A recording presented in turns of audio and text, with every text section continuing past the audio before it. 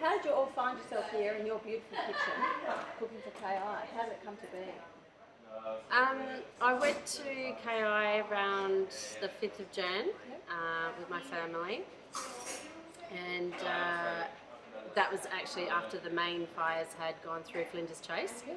And when I was there, I actually bumped into a girl who does deliveries for us, and she's from KI in a cafe in Kingscote. Oh, yeah? Okay. And she was very distressed, and I said, obviously, what can I do to help? And she said, you know what, some home cooked meals for people who have lost their homes would be awesome. Yeah. And I said, yep, that's what I can do. Yeah. So I rang my business partner Lou and said, when we come back from our holiday, I want to start doing some ready-made meals. Yeah. It's big. It's huge now, right? It's you've all managed to, like, there's so many people here that come happily and cook, and so kind of how did that bit happen that so many people became aware and chipped in? And well, I contacted Sarah Turner, who has the most incredible network of chefs in Adelaide, and is one of also the most talented chefs in Adelaide. And Sarah has a close connection to fireys because her dad was a firefighter. The retired chief of the Metropolitan Fire Service. Well, that's a bit more than a close connection. Like that's a massive connection. Yeah. Right. So I've often helped feed the firemen. Yeah. In the Adelaide Hills fires and the Pinery fires a few years back. So as soon as Rachel mentioned it to me, there was no hesitation at all to help with any fire effort. We contacted everyone we knew, lots of Tasting Australia friends, yourself, Mandy, and we even have rock stars coming. You Brian do. Vorton from Masters and Apprentice. Everyone's just keen to do something. Yeah. With the couple of young kids that are here today from Manchester, Alex being an expat, watching all of this happen overseas. So people just want to do something. Yeah. But it's an extraordinary effort. I know that you kind of take for granted that you're all chefs and you've obviously all got lots of connections. But you kind of have such a reputation that it's literally a one text moment and everybody jumped in and went for you guys, absolutely. And then you combine that with the cause that you've decided to do this for, and it's unreal. And then it's got even bigger in the sense that you've now developed a relationship with Food Bank. Correct. I mean, obviously, gathering all the ingredients, we reached out to all our suppliers and they were fantastic. Yeah. Chelly Foods, our butcher, they just, we had, reps come in with pasta, and we all purchased food ourselves out of our own money for the first cook-up.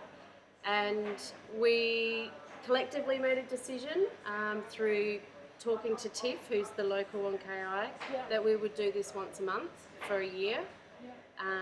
So we needed to get support. We knew that that's not sustainable for cooking up all these meals and buying all these ingredients, getting the packaging. I mean, volunteering our free time, that's not an issue whatsoever. It's just the rest of the costs that go behind getting this, happening. So Food Bank were fantastic. Greg, we had a meeting and he said, yeah, I'm in. So I go once a month and pick up all the ingredients and... it's kind of, I think people forget, and the fact that the three of you thought of that it needs longevity. That when the crisis is at crisis point, you get a lot of people coming in, but it's not just them. Like the trauma and the effect have gone on for a really, really long time. So you deciding to build this, as a really long-term project is, incredible. Yeah. I believe once the Red Cross and the Army pull out, I feel that's when the KI community will really need support. Yeah. I mean, not only are they going through the trauma of losing their homes, but it's the fact that people still care. It's people helping people. Community support has so much more. it speaks more volume than just the government handing them some money. I mean, we would love the government to support more, especially if we could get, Tiff some more funding. She's such an integral part of this process and this initiative. She literally drives all over the island and delivers these the meals. food. It's unreal. Because I was going to say, that was one of my questions, was how does the process go? I obviously know a small amount. I come in, I kind of do something, a little tiny bit, and then I go away. But what actually happens when, all that, because your fridges are full. When I've left, the fridges are completely full. So how does it get to KI, and what's that process? So after the cooking day, we have everything in the cool room, we label everything, we pack them in boxes, and then Tiff arrives in her refrigerator truck, and she has a huge big bin which we load in, and she forklifts it and puts it into her truck. Her business is KI Complete Delivery, so she actually picks up and delivers food for other businesses from the mainland to the island. So she comes here on the Tuesday after we cook up on the Monday and gets it over to KI, and throughout that week, she will drive around the island and deliver it to families. And workers, Blaze Aid. She went to a lot of where the tent cities were, so Pandana, near Kings Coast, but predominantly to people's homes where other neighbours were camping in their tents in the backyard. It's kind of unreal. And then there was one day that I was here, Sarah, and you had CFS workers who had come off shifts from fires. They came in, and I know you were feeding them. And retired firefighters from the Metropolitan Fire Service, who were, one of them whom was 73, who on Christmas Day fighting fires in the Adelaide Hills was given 3 packets of potato chips. Right. So I wanted him to see, Trevor Ward, that people were making an effort to feed people. And there is a gap, definitely a gap in giving people good, healthy food, not a barbecue, just a barbecue every day. So at the Healthy Living Precinct here, one of the things the girls have been trying to do with Kangaroo Island, feeding Kangaroo Island, is to really put an input of healthy food into the community that's giving people energy and sustaining them. People like Blaze Aid, who really do need a good healthy meal, not just another sausage and another piece of bread. That's been one of our main aims, is and also lots of cakes and sweets, because obviously if you're doing that sort of work, it's nice to sit down with a cup of tea and a slice of homemade cake. A lot of the people making cakes and delivering them here are writing messages to people on KI, and that, to me, that's been quite emotional, hasn't it? Absolutely. Because that was one of the things when I've been here cooking, random people coming in with, boxes and baskets of cakes. So what's the story with that one? So we collaborated with another catering company, Quince Catering. This is with Alice Nettleton. She posted up on her social media a bake-off. And that was her initiative, combined with another caterer, Emma Reeves Catering. They wanted to focus on the Hills community as well. But Alice and I and Emma have all been friends for a long time, and we thought collaboratively, let's do a drop-off point here in Welland for people that want to do a bake-off. And we put up recipes on social media, so brownies, banana bread, zucchini loaf, whatever you had in the cupboard. There were boxes in and it was hundreds.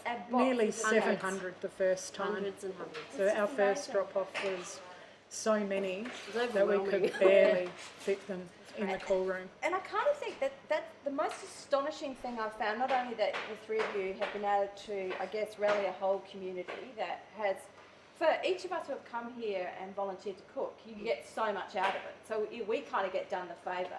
But it isn't only that, with looking at food that's kind of so nutrient dense and so thoughtful, and I guess as foodies, you guys are chefs and me as a foodie, that, there's nothing more pleasurable than a plate of food that someone's made for you. You know, they put their heart and soul into it, and you're doing that incredible heart and soul work on this mega level. Look, I've never seen anything like it. You know, it's not literally, well, we've got this bunch of ingredients and let's throw something together. I know from being here that every dish is considered, and you're thinking about who you're feeding, and you know, they literally are, you know, full of compassion and love. And I think, you know, you've done an astonishing thing. You really have. It takes a community to rebuild one. Yeah. Oh, look, absolutely. But you know, I think you've drawn out people who really wanted to make a difference, and clearly that's your community. Yeah. You know, of like-minded individuals who believed in it, and the magnitude of what you're doing, and then working with Food Bank doing that. You know, because we know that like they're the official disaster relief charity. Yeah. You know, and I think the stats for Food Bank are something like 126,000 meals a month. Wow. And there's no funding for that. It's just like there's no funding for you guys doing this massive project. So you've got kind of two communities coming together who are completely self-funded and self-run, making an astronomical long-term difference. Like, it's unreal. It's absolutely unreal. I feel like the power of community it's fantastic to watch it and also be a part of it. It makes a difference, and I think in this day and age, the power of people, it seems to be quite present, which is fantastic to see. Yeah, it's unreal, because the chain of food gets donated to Food Bank. You know, you guys are going there with dishes in mind. You're getting the goods from Food Bank. It comes here, it gets cooked, it gets packaged. And then we've got this incredible woman, Tiff, from Kangaroo Island, who comes and collects it all, and like that whole chain is, it's like this big love story, really. It's collaborative, you know, and I think people are finding today you need support. Yeah. People need support. Yeah, for sure. So, and you reach out and the universe delivers. It's great. Well, you help the universe deliver somehow. But you know, I think, you know, hats off to you. I don't think I've ever seen a quite more beautiful effort, like it really has been. And I feel very fortunate to have been allowed in the kitchen and, you know, played a little part. But you've made some beautiful dishes. You've really done an amazing job. Well done. It's been fantastic to meet you. I mean, I feel like you meet people along this journey, and they become sometimes your lifelong friend. You've stuck with me for a while now. It's awesome. No, it's been awesome. And Mandy said yes straight away. Well, you know, Sarah's helped me. I mean, and it is that community. You know, when I was going into MasterChef and I was trying to figure out, you know, there are, like, you might not believe this, I have some deficits in my skill sets, and you know, Sarah's helped me enormously, and was giving up her time to, you know, and I think that it is a two-way street. Someone gives so beautifully, and I've said to Sarah many times, you know, all I need is a text from you and I'll be there. And I was just very lucky that this was the text that I got. Yeah. Well done. Thank you. Well done. Thank you. Thank you, Mandy. This has been a Cabana production.